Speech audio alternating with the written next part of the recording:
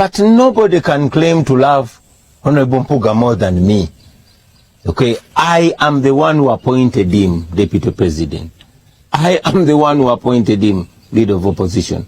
I am the one who appointed him to the Parliamentary Commission a few months ago. Does that mean that I don't like him?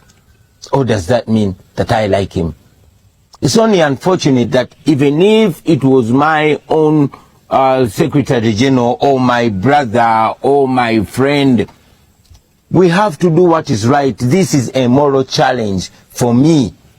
It is painful for me to have to do this, but I have to do what is right because this is what we promised the people. I cannot be seen to cover up for my senior leaders. I mean, I recently, had to suspend Comrade Bijirwa, one of my favorites, because he was caught in a case of gross indiscipline and he accepted and apologized for it and he was suspended, But the Right Honorable Mpuuga was given the opportunity to honorably resign because he's a senior leader. He's not suspended.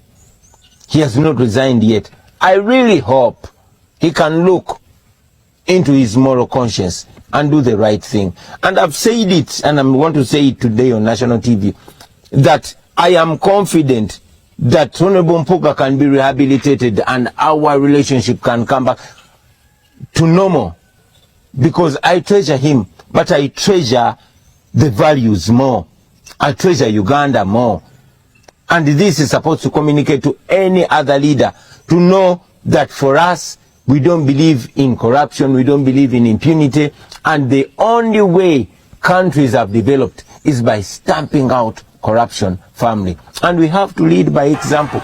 It's painful, but it's the right thing to do.